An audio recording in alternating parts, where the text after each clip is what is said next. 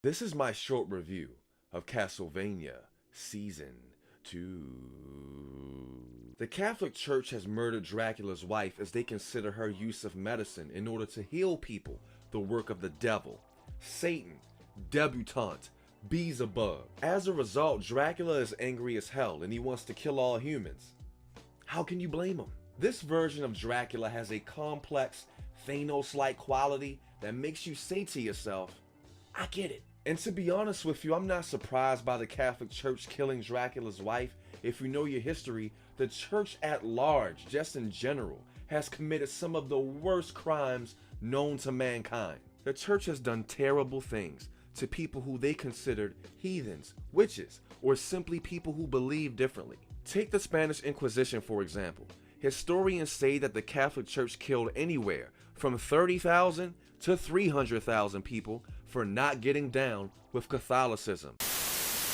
Between 1478 and 1833, thousands of people were arrested, tortured, and executed because their religious beliefs were not welcome in their homeland.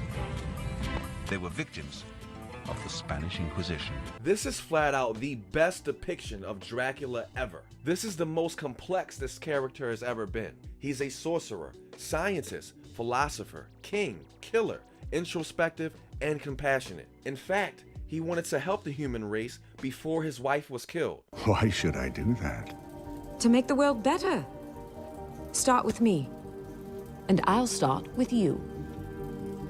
It's super hard to root against this Dracula. In fact, the so-called heroes of this series were annoying because they were in Dracula's way. Flashback fact. There were some brief connections shown to the actual Prince of Wallachia, Vlad the Impaler, who the character Dracula is based off of. As stated by Dr. Thomas Swan, Vlad earned his name by impaling his enemies through the torso with large stakes and erecting these stakes in the ground.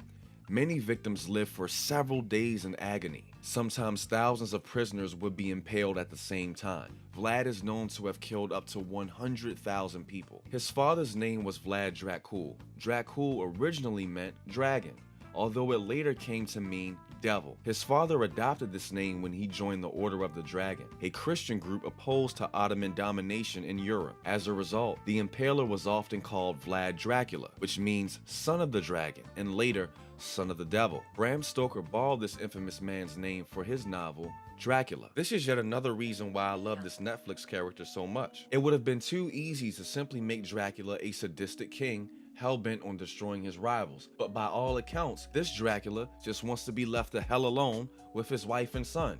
Who can't appreciate that? Dracula has assembled an army of vampires led by two humans who are misanthropes themselves. The two people leading his team are Hector and Isaac. Both are forge masters for Dracula. These alchemists can wield magic, create weapons, and raise the dead to become soldiers for their master's army. Both of them, besides Dracula and his son Alucard, are the two most interesting characters in this series. They have cool backstories as well. Pay attention to the connection between Isaac and Dracula. Dracula's son has teamed up with Trevor Belmont, who comes from a family of vampire hunters on a mission to kill Dracula. They have a comical, medieval, buddy cop friendship. Dracula's son believes that his father has gone insane after his mother's death. The action in this series is sweet.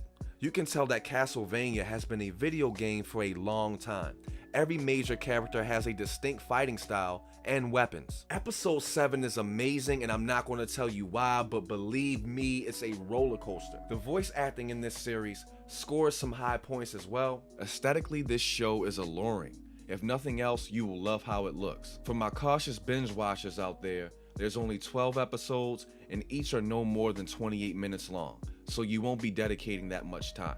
I'm giving Castlevania an 8.3 out of 10. And as always, if you like my videos and would like to help me make more videos, pledge $1 to my Patreon page. This keeps me out of the Hunger Games and in front of your face.